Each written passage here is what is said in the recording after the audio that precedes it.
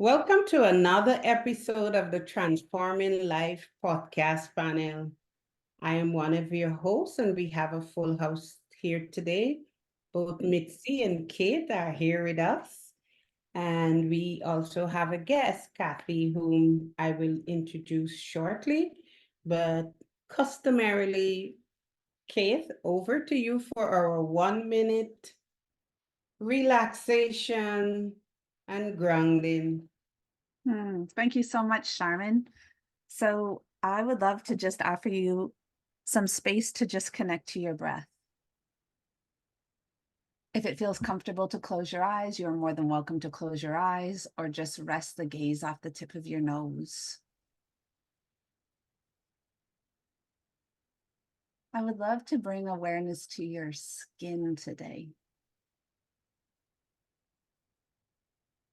This beautiful organism that covers our whole body, that protects us from the elements, brings awareness of touch, of pain, heat, of cold.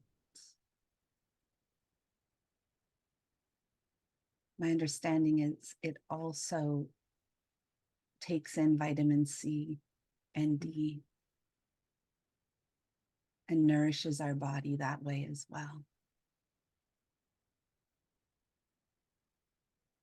So with each breath, just to express gratitude to our beautiful skin, beautiful vessel that at times we may take for granted that we get to experience the world in and through. Offer yourself another round of nourishing breath. And whenever that feels complete for you, I invite you back to time with us. Thank you, Charmin. Thank you, Kate. Thank you. I really needed that. And I'm sure our listeners would also enjoy that. Thank you again. Today we have Kathy Takaro, who is an award-winning heavy equipment operator of the largest mining equipment in the world up in northern Canada.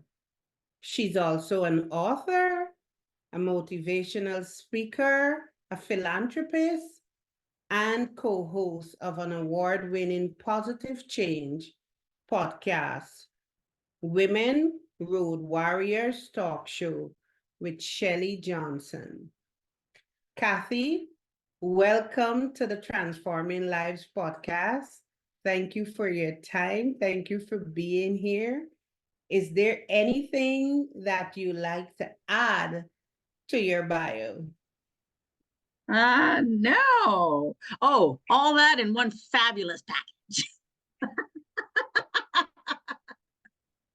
Gift wrapped.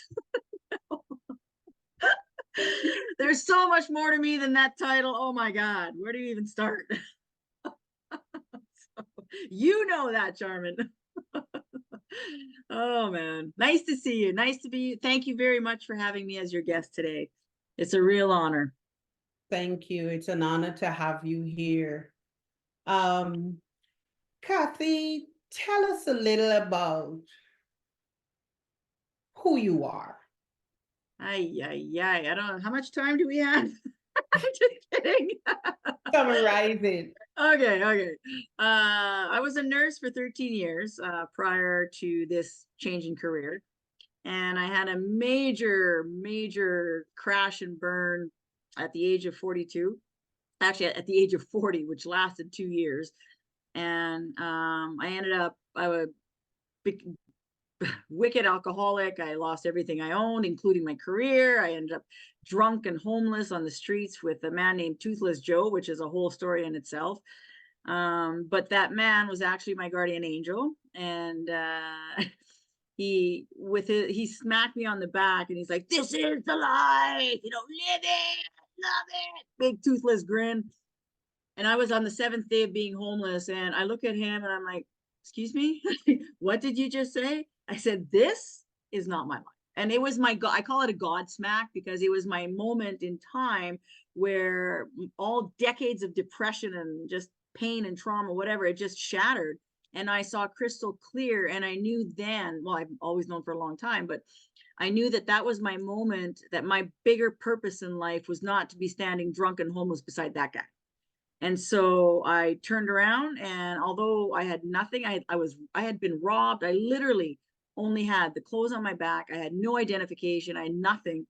But I had my mind enough to say, this stops here. And I turned around and I went to the hospital, got some help, and ended up going to a year-long women's program called Wellspring. It's a faith-based program through this Christian organization up in Canada, the Hope Mission.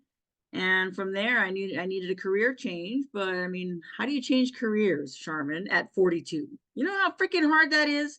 I mean, I don't know what I like. I don't know what I don't like. I don't know what I'm good at. I mean, all I knew was nursing. Like, talk about taking your identity away. And it was super hard.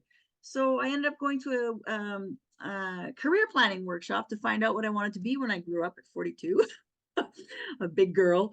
And after 3 days of personality tests, aptitude tests, the test came back in big letters on the sheet. It said heavy equipment operator.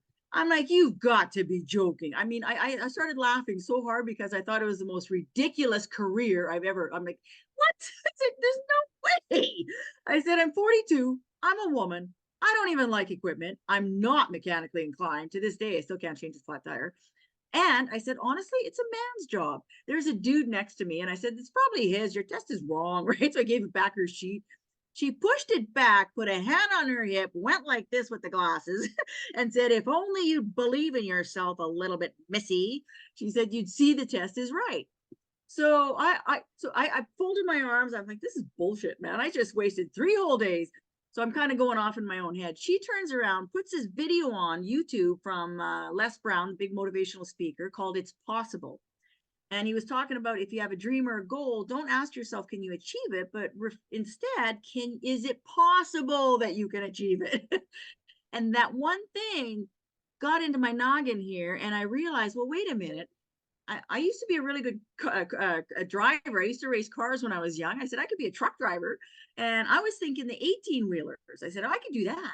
So this woman sent me to a nonprofit organization in Canada, which is called Women Building Futures. And the day I walk in, had I gone a day earlier, I'd have missed it. But I went the day I walk in. There was a pilot project offered from ExxonMobil, the biggest oil and gas company in the world. They were paying for 16 women to take a 12-week heavy equipment operator course. I didn't really know. All I saw was the title was haul truck operator. I didn't know what a haul truck was, but all I saw was 10 days on, 10 days off. And I said, I'll take it. Whatever it does, I'll take it. I'll do it. But 158 women applied, Charmin. And why would they pick me? I only had 9 months in recovery. I was still living in the women's shelter, in the women's place. The reason I think I got picked is because the desire to change my life overruled everything. It overruled all my fear, all my insecurity, all my questions, all my doubt. I wanted it so bad that if you asked me to do a backflip, I would do it. Whatever you want, whatever it takes. And I think if that's that kind of mentality is what it takes to change your life. Because otherwise, it's too easy to put your goals and ideals on the back burner if you don't have that burning desire, like flame inside you to change. And I had that drive. I was hungry, I was starving for change. So I did. And I did just to get picked, whatever they wanted me to do, I did. So I ended up at the end, I got picked. And that was 11 years ago. I did the 12-week heavy equipment operator course. And unbelievable. Every piece of equipment I'm getting on, I was good at. I'm like, what the heck? I was so used to being told that you're useless, you're fat, you're ugly, you're stupid, you'll never amount to nothing, you're a worthless piece of crap, bleep, you're a waste of skin, all this stuff. So it was really quite the shocker to me when I'm sitting in an excavator of all things, loading a rock truck with dirt, and I'm doing really well. Well, that whole 12 weeks really it changed the foundation in my thinking. And after that 12-week course, I got hired. That was 11 years ago, and it's changed my life, honestly. And everything I've done since then has just been on a climb. And oh yeah, it's been amazing. Yeah. I got more if you want me to go on. I was just gonna say, I mean, I'm on my edge of the seat wanting to know then what's like the next 11 years, because you've obviously had an amazing life journey and been through a lot. So Oh my take us God, through, yeah. you know, what's Okay, happened. moving on. So it was really interesting because on the day I was on that excavator and unloading that rock truck, and I was headed, after the day, I was headed back to that women's shelter because I was sleeping there every night. And there's a song that came on, Redeemed by Big Daddy Weave. If you haven't heard it, listen to it. The words were exactly what I was going through. It was talking about breaking the chains of your own prison, about letting go of the ghosts of the past, and you know, I've been redeemed. And it was in that particular day is where I felt truly redeemed, and it just got better and better from there. So now I got hired. So fast forward, I did the course, I got hired. I'm working up there, and there's been a lot of challenges I had to overcome and face. I mean, I had severe post-traumatic stress. Let me just backtrack a little bit. The reason I became drunk and homeless is because I had 40 years of repressed trauma and abuse that I never dealt with. My very first memory is a hand covering my mouth, telling me not to scream when I was in this foster home until I was 4. So sexual abuse started very, very young. My mom came to pick me up when I was 4, kind of rescued me from the family. She had remarried, but she didn't know she married a monster. So the sexual abuse continued of myself and my 2 sisters. Myself, not so much, but more my 2 sisters. There was a lot of family violence. I mean, I began running away at the age of 7 with my sister. My safe place growing up was in the doghouse, and it's chapter 1 in my book. I've written a couple books now, and it's chapter 1. It's called Doghouse Rules, because that's where I was. My very first conversations with God were happening there, because I've always wondered, because we were forced to go to church every Sunday, but we'd get beaten before going to church and pretend, you know, you have to sit all nice and perfect in church, then go home, and then the abuse just continues. So in the doghouse, I had all these conversations. Well, if you're such a loving God, how could these awful things be happening? I just didn't understand. So when my mom finally escaped him, I was 10, and then she had 3 kids to raise by herself. She's gone, working 3 jobs. You know, this is the 80s. Life wasn't, you know, there's no help. We're extremely poor. My 2 sisters fell into drugs. My mom became an alcoholic. I mean, I was raped at 14. I was attacked at 15. I was drugged and raped at 18 by I was modeling by then in Miami by a photographer. 19, I was gang raped. I had 3 suicide attempts. Like, I was a mess, like just one big mess. And throughout all those things, not once did I get the help that I needed. I didn't tell my family about any of this because I figured, you know, my 2 sisters were high, my mom's drunk. What's the point? No one's really gonna, you know, do anything. So I just kept everything bottled up. So after the 3rd suicide attempt, I was about 21, I think. I ended up deciding to go back to school instead, and I became a nurse, and that's where all that. So it was really easy during my nursing career because it took me out of my own pain, and it's so easy for me to take care of everybody else, and I was so good at it.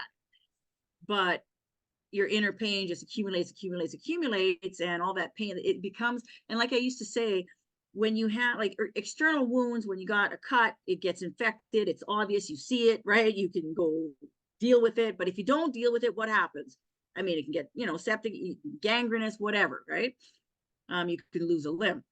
Internal wounds, they're the same, you just don't see it. So in my case, there was so much going on, and there was so little I had no coping mechanisms, I had no self-esteem. So it's building up, and it affects my decisions because I don't believe in myself. I don't have the confidence to do the things that normal people would because I'm so traumatized. And I began drinking after I graduated nursing in 19. I started my drinking career, I'll call it, in the year 1999 or 2000, and it went on. I finally quit drinking in 2012. So it took me a long time to quit. But in those drinking days from 2000 to 2007, I was with two extremely violent men where I should be dead 10 times over. I was strangled 3 times to the point of losing consciousness. I lived with a shovel on my porch as a reminder of what I was going to be buried with. He was an enforcer for this really big bike gang, and so the danger was real. I was under constant threat of being sold into human trafficking. I had a bodyguard. I was followed at work. I was stalked for a year. Just a lot of really heavy stuff. I escaped from him in 2007, and I call it the Great Escape. I came home one day and I just happened to look at him in the wrong way. I think I rolled my eyes, and I was still in my nursing scrubs, and I just had time to turn around. I was in the bathroom. I was about to go to the bathroom, and he was on me so fast. He's sitting on my chest with his arms, and he was a big dude. He's like 6'4", and he's strangling me with one hand and he's punching me in the face with the other. And I can't move. I can't breathe. And all I see are stars, and his face is here, and I'm watching his vein like it's just pulsating, and I'm thinking about his blood flow and then my blood flow stopping. Why I'm thinking about that, I don't know. But and he was yelling at me, "I'm going to take your bloody, battered body, tie you up, put you in a truck, roll you down a hill, and burn you alive, you stupid, useless," you know. And he says, "We're in the Yukon," which we were. And he says, "No one will ever find you." And then he's screaming. His last words that I remember was, "Do you doubt me?" And he's spit flying. And anyway, I pass out. I wake up in my room. Luckily, I woke up. He had locked the door. He had taken my bank cards away. He had disabled my car. And I knew, like, I'd lost my, he strangled me so hard I lost my voice. I was able to call my friend because I was in the northern Canada, and I had asked, I had asked him to pay for a bus ticket for me, which is only one bus left a day, and he didn't even recognize me because my voice just says, "This isn't Kathy." I'm like, "It's me, like, buy me a ticket." And he did. And I got on that bus, and as I got, well, there's only one that goes every day, and I got there within 2 minutes to spare. It was like out of a movie. So I sit on the bus, and I'm crying, and I'm just like, "Oh my God, I made it." And as I'm sitting there, who shows up in my car that he had disabled? My ex, and he's coming by really slowly, and I'm like, "Oh my God, he's going to stop me and pull me off the bus," right? So I just I kind of slide, and I'm crying, and luckily the bus took off, and that was it.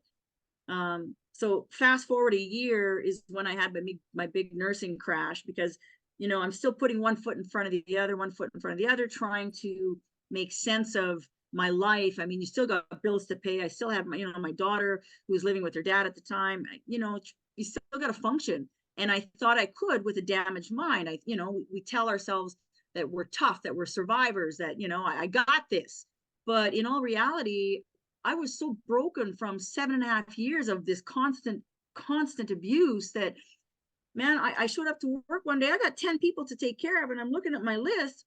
I couldn't read the list. I couldn't see the words. I'm like, oh, like, I'm done. Like, I knew I was done. So it took me a long time to get to that point. But once I got to that point, there was no turning back. I went from the medical unit down to the psychiatric unit, which is locked. I quit my job up here, and I ran down, and in between the 2 floors, I had 40 years of repressed trauma just come shooting out like a geyser, and I lost my mind. I did. It's just like, it was unreal. And by the time I get to the psych unit, I'm pounding on the doors, let me in, because I could see them. And they're actually on the phone calling, get her out. So 2 security guards came, they drugged me, one each arm, and they dragged me in my nursing scrubs. Yeah, look real professional, all the way down to the emergency room, and in a padded room so I wouldn't hurt myself. And that is where the first time I actually spoke to a clinical psychologist. I sat there for 2.5 hours telling him everything. I was 40 at the time, never spoke a word to anything about anyone to anything. And I was sure he was going to stamp me on the forehead, tell me I'm either bipolar, schizophrenic, multiple personality, like something, give me some happy pills, lock me up for that 72-hour mandatory evaluation, and then, go from there. So at the end, I said, "Well, are we going to go?" And he's like, "Go where?" I said, "Well, aren't you going to lock me up and give me some happy pills?" And he's like, oh no, he says, my dear, he says, there are no amount of pills that are going to fix you. And I'm like, oh, thanks, man. And he says, no, he says, you need to quit drinking. You need to, he says, look at this list that you've talked to me. You need to address this. Pills don't fix this. He said, so he gave me a card to go to this treatment center. And that was in 2008. And I ended up going to three times to a treatment center, to a different one, because there's a lot of layers in trauma, and that's what I like to talk about, because people tend to think that even though you get to the root cause of your problem, that poof, it's all magically fixed, right? Well, it's not. There's so much involved when it entails your own personal recovery, especially from traumatic issues. It took me a long time to chisel away at different ones. The 2 years that I spent in total at that women's center was by far the best investment I have ever done, because I was away from life. I mean, I had Monday to Friday treatment from 9 to 4. I addressed self-esteem. I addressed anger management. I had to take a 12-week sexual assault recovery course twice. The book was this thick. I had to look at codependency. I had to look at boundaries. I mean, I was so naive. I didn't even know what the word boundaries meant. I had to ask the counselor, what is that? Like, and I was 40, like, what? I had no clue. Like, I was like a doormat. And so she actually had me practicing saying no to people, because I could never say no. I mean, that was the best word I've ever learned, was that 2-letter, it's very empowering, and not giving an excuse as to why I'm saying no. So there was a lot involved in the recovery process. I mean, everything I've done since then in order to help myself has brought me to where I am today. So sure, I operate the world's largest equipment in the world. That has given me a self-confidence like no other. Like, oh my, I can't even begin to tell you. I don't know if you ladies can see this, but this is the size of the truck that I drive. Like, I drive a house, right? Literally, there's me. The tires are 14 feet high. Right? This is 2.5 stories tall. When the box is up, it's 5 stories high. Now that's a building. Now that's a truck, right? So does that give me confidence? Heck yeah.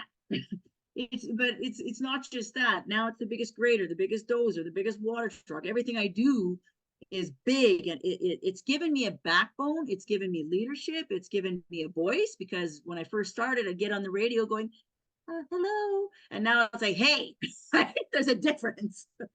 So but I mean, it's a combination of everything involved. It's the daily efforts that I make, because even though I have 12 years sober, there's still days that it can sneak up, so I have to be very careful. Recovery is so much more than just a word. It is all encompassing, all consuming. It's things I do for myself for self-care. Like, I live now in Redondo Beach, which is 20 minutes south of LAX, and I'm 2 blocks from the ocean. So for my own personal well-being, every morning, 6 a.m., I'm out on that boardwalk, and I'm running, walking, meditating, doing what I need to do for me before I start the day.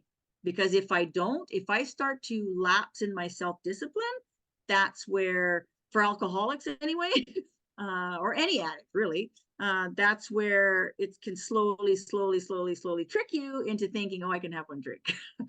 And I've lost too many friends that have thought that they could, and they're now deceased because you can't recover. So yeah. So since then, now that I've now written, I've authored my book Dream Big, as you can see. It's in 4 languages, sorry. I have a children's book, which is in 3 languages. I have a workbook. I'm currently working on another book, and I'm 2 years ago, we started a podcast called Women Road Warriors, and we just won an award, which is super cool. I was featured in a magazine. I just got the magazine right now. It's on my kitchen though. Red silk carpet. We got a 5-page spread in there. I was the cover of a magazine last month for Lure Fashion Magazine. I'm going to be the cover of a red silk carpet for International Women's Month. It comes out March 7th. Yeah, there's a lot going on. I'm accepting an award in Vegas, March 20th for outstanding leadership in education and learning, which is like, huh, what? So that's pretty cool.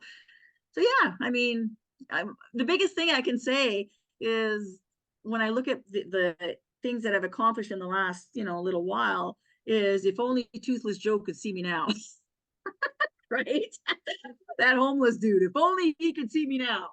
So yeah, that's some of it.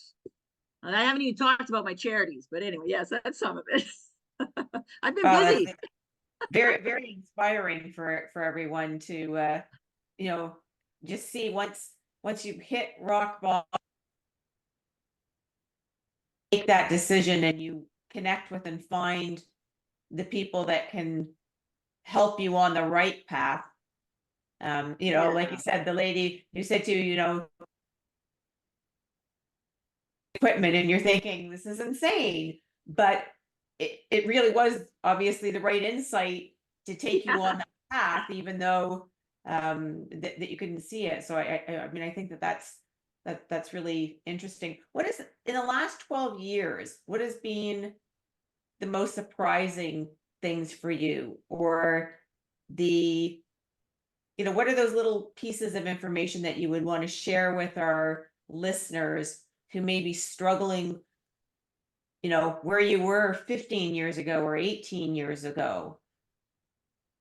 Okay, well, let me start with this. Look at this. Can you see that? That's my homeless picture. It's unbelievable. There's zero hope in my eyes. And that was in 2011. Like it's just for anybody out there. The biggest thing that I could say, which is the hardest thing to do, is learning to believe in yourself.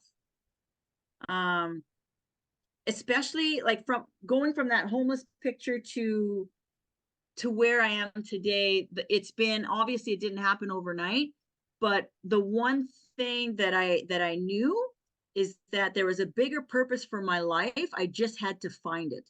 And so I stopped relying on people. I waited for a long time for someone else to save me, to be honest. And it's not going to happen. You have to make the effort to save yourself. You can only, go to mom and dad for so long. You can only go to your sister. You at some point in time, you have to put on your big girl panties and say, okay, enough's enough. Like, why did it have to be that I ended up drunk and homeless for me to get there? Like, why? It doesn't have to be that way. Why did it have to be Toothless Joe? No, it should be us that say, okay, well, okay, I'm sick and tired of being sick and tired. The buck stops here. So even though my self-esteem was really shaky, my desire to change, like I was speaking about earlier, really overruled everything. So I was going to do whatever it takes. I was shaking in my boots. I mean, I can't even begin to tell you, looking up at the giant truck thinking, huh? I got to drive this thing? Like, oh my God. Like, it's really mind-blowing, but I did it anyway. Because what have I got to lose? I've already lost it all. So, right, I'm going to do it. And if you don't try it, you don't know. So I do, like, I tell women everywhere I go is that, not to limit yourself to what you think you'd be good at. Say you come from a corporate world. That's all you've ever known. So, but you want to change careers. Well, you don't really know where to go. Well, why not try something completely different, that like a non-traditional trades? It doesn't have to be equipment. There's so much more out there, like a carpentry, a journeywoman, electrician, plumbing, welder, crane operator. It's these jobs that women automatically say, oh, nope, that's a man's job. No, it's not. And I can tell you one thing, it is empowering, it pays well, you'll always have a job, and it does wonders for your self-esteem, like honestly. And just the fact that I can be here today after 12 years and inspire women to do that, to me, that's the greatest gift of all. And I still continue to do it. I do. Everywhere I go, I speak a lot at youth centers, at schools. I still go to schools, and that I do for free because it's not about money, but it's about inspiring kids, youth. Hey, I know you're struggling because there's a lot of date rape in high schools. There's a lot of, sexual assaults that they don't talk about. to have that voice, press the charges, do what you got to do, you know, stand up on your own 2 feet and be a voice in your own story. I have a question for you too. Like, given the experiences that you had gone through with all of the sexual abuse and trauma, you now find yourself working in a career which is predominantly male, and construction workers are notoriously known for things like catcalling and, you know, not really what's the word I'm looking for? Um, Treating women with a lot of respect, sort of, if you sort of, you know, broad strokes industry, not to sort of clump together, but I mean, that's some of the things that, you know, I think every woman's been catcalled while walking by a construction site or something. So how did you deal with that aspect of things? Because you obviously had a lot of trauma from those types of things, and then now you're in an environment where you're, you know, predominantly men, you're doing something that they might feel threatened by having a woman there doing it. Like, talk a little bit about that aspect of things. Well, I've been very fortunate because ExxonMobil has an incredible culture in the workplace. For every job they interview 8 people for the one position. They weed out any attitudes, any people that aren't willing to learn, or you know, so there's absolutely zero tolerance for anything like that. We're no foul language, even no shirts with you know, vulgar sayings on it. Like, everything is very, very kind of strict.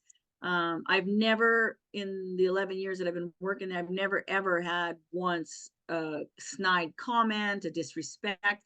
The culture is different. I know it's not like that everywhere, but I've been very fortunate that it's not tolerated. And if something would happen, they'd be immediately fired. So like, it's like zero tolerance. What I can say is that going into that, I was still very fresh in recovery, and I knew it's a very male, because a lot of my stepfather was 6'4", 300 pounds, like this. So these big men, it's still in my mind, right? It can be intimidating, and especially if there's raised voices, I still cringe. To this day, if somebody comes up behind me and makes a loud noise or scares me, I literally jump out of my skin. I can't seem to rid myself from that. But getting there, I knew that would be, it's an issue. So I had to literally self-talk my way through my emotions, because recovery taught me, it's one thing that recovery did teach me, is that when I'm starting to feel that panic, that, you know, the itty bitty shitty committee in my head that's telling me otherwise, I have to challenge that committee and say, no, you know, okay, why am I thinking this? Okay, since I have to, it's almost as if I have to pull myself out of myself, reassess the situation, sort of thing, from a different perspective. Then I can talk my way through it. Okay, I'll give you an example about PTSD.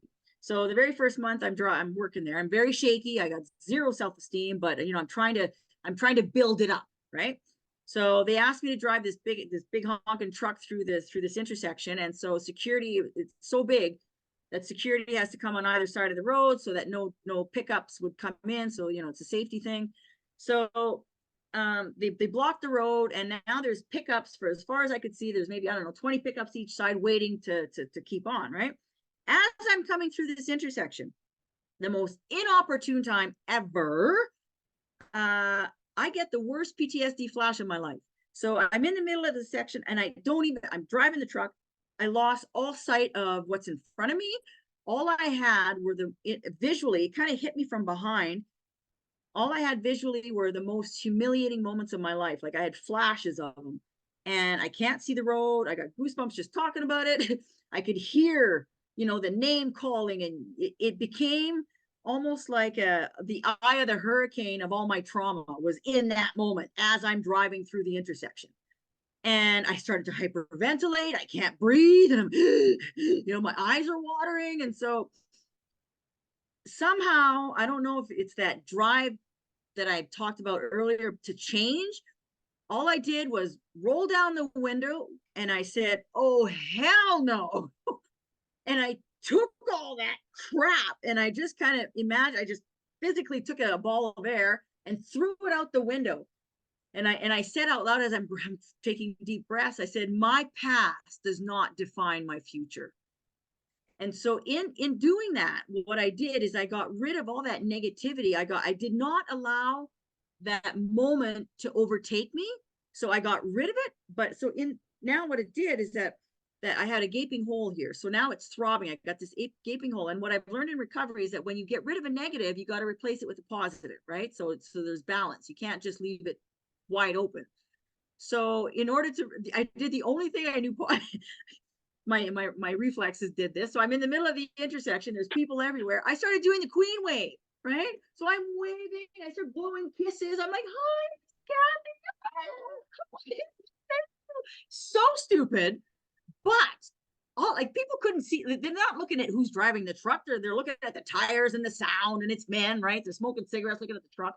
Had nothing to do with me, but for me in the cab, it changed everything because all of a sudden I took my power back. That queen wave, I still do it to this day when I'm feeling shitty, right? So, but what it did, and so after the queen wave, I'm thinking, wait a minute, all those assholes, excuse my language, all those buttheads that, you know, told me I was a waste of skin, I was this, who is driving this truck?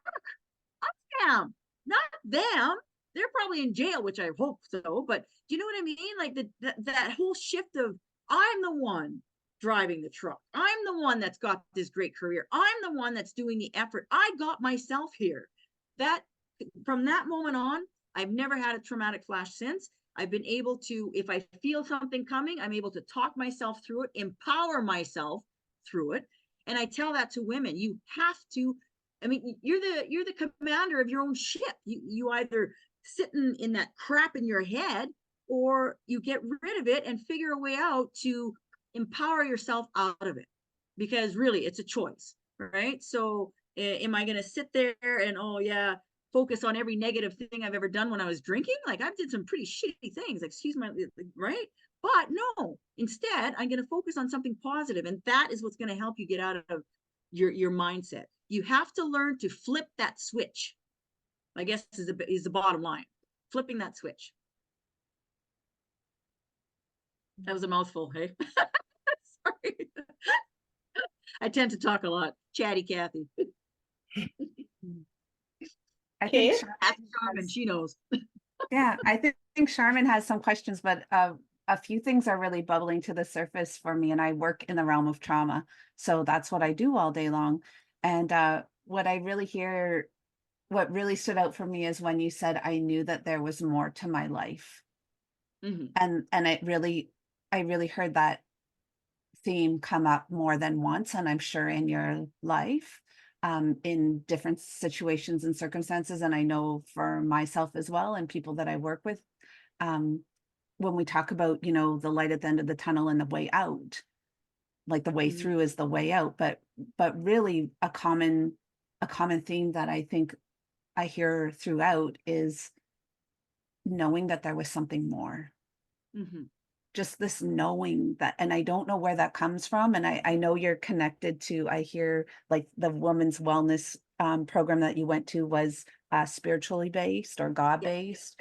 And just my understanding to a big part of our healing is knowing that we are connected to something bigger than ourselves. If I didn't have my faith, I wouldn't be here. Faith is what got me through it. So I love that. I just really wanted to pull that thread and to let listeners know your faith looks like your faith, right? What your faith looks like your faith, whatever your faith is, it's your faith. So I have this that keeps me fresh. The world needs you to be who you're made to be, right? Yes. Reminds me, my faith. And I also love the lesson that I was taught, that the universe wants to co-create with you. Like I love that as well. Yeah. Right.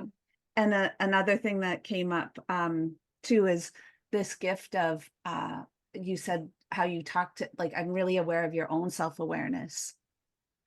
And so that curiosity of self, that understanding of self, and then also the gift that everyone can give themselves is to understand self, right? Like, I'm sure if you went back to Kathy at any of the stages at any time and place, you'd see that she was doing the very best that she could with what she had.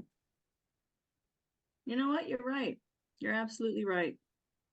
I didn't feel like it, but now when I think back on it, yeah, I did. Because I had like zero coaching, zero mentorship, zero, you know, parenting, like from people, my own parents. It was just, you're on your own, you figure it out, right? So I did. Thank you for recognizing that. And I also heard such beautiful bits of wisdom in there. And also, if you were to reflect, I'm sure that you saw whatever you did, right? How now with the eyes that you have, how maybe it doesn't make sense, or it was toxic, or what was I thinking, or whatever. If you really sat in and looked at whatever it was keeping you safe. Mm-hmm. True. Yeah, thank you so much for your sharing, Kathy. Like, you're so beautifully open and kind and generous sharing. Oh, thank you. You're welcome. So Kathy, that was, of course, I know this story. Thank you. Thank you for embracing us with your presence, your truth, your honesty and vulnerability.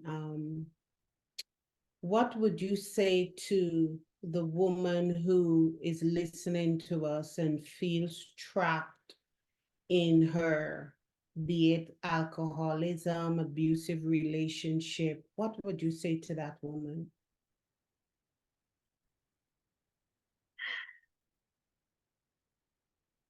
We all have inner strength, courage inside that we don't even realize is there. Don't wait because it might be too late. You have to help yourself get out. The rewards on the other side of that fear are priceless. They're endless. The miracles just on the other side of that line, of that step that you take, is going to be worth facing your fears. You know, a lot of people, it's too easy to stay in your fear and give yourself excuses of why you shouldn't do something. But if nothing else, even though someone is, you know, beaten down on you, I really believe we're all a spark of God. And if nothing else, if you could find that one thing to love within yourself, and that should get you across that point. There's so many resources out there that are free, that are available to every single woman out there, but you have to feel the fear and do it anyway. I mean, I do that in everything that I do now, because I understand what domestic violence is. I lived it for how long? I understand that fear, and you know, they use your kids against you. Like, it's just all this mind bashing. But until you move, nothing is going to change. You have to feel that fear, do it anyway, get your resources, get a plan, get the hell out, and get as far as ways you can, and you'll slowly rebuild your life. There's so much help out there. Is there not, Charmin? Yes, there is. Thank you, Kathy. Thank you. In wrapping up, Mitzi or Kate, do you have any questions before Kathy give us her final contribution? And Kathy, I just want to thank you for sharing Yeah. your journey with us. Welcome.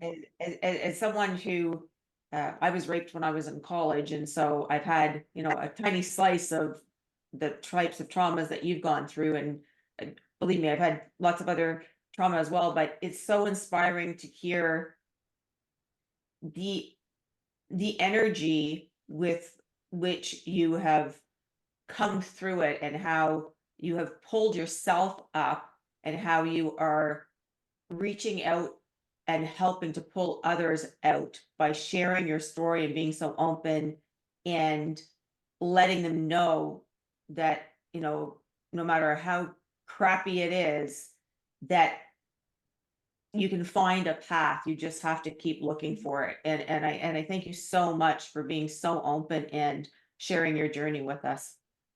Oh, you're welcome. Anytime. Yeah, Kathy as well. I just so want to thank you. And these aren't my words, but I share often in all the work that I do, you know, this curiosity of this reframe and curiosity of what happened to us versus what's wrong with us. And I think you so beautifully from, you know, from perhaps day one, your first memory, right? Mhm. This going back to being able to hold yourself with compassion and get curious that it isn't what's wrong with me. It's really understanding what happened to me and how can I re-walk myself home from this place of understanding. So I thank you so much. That was well said. Thank you. I've been fortunate enough to be able to differentiate what happened to me is not me. I've been able to, you know, just because this happened to this physical body, that is not who I am inside. That does not define my personality. And I, to this day, like now that I've got, you know, I do not allow that to affect this. So, and I use that as fuel, as motivation to keep giving back to this, to the world. So beautiful. And I love working with trauma. And I love when that light goes off and people realize that they're not their trauma. Right? Like, So what? beautiful. Yeah. Thank you, Kathy. You're welcome. This has been great. Thank you very much for having me. Thank you, Kathy. Kathy, how can our listeners contact you? Oh, right. My book, Dream Big, English, French, Spanish, Portuguese, on Amazon.com or on my website. My website is just my name, kathychicaro.com. Our podcasts are womenroadwarriors.com. We have some incredible guests as well, experts, celebrities, you name it. It's a show specifically to empower women. And yeah, Charmin's going to be our guest soon. So for International Women's Day, we're very honored to have her as our guest. And yeah. And you know what? I'm kind of out there. If you just Google my name, you'll find me. And I can honestly say that anybody, if they reach out to me on my contact page, I will respond. Instagram, I'm designer minor CA. So, and my name is Facebook. And so just basic stuff. So yeah, that's it. Thank you, Kathy. Thank you Thank once you. again. Hey, it's been a pleasure. I will add all the information also in the show notes. It Yeah. was a pleasure having you. So delighted to see you and share this moment with you. Yeah. To our listeners, thank you for listening to another episode, and we'll see you next time.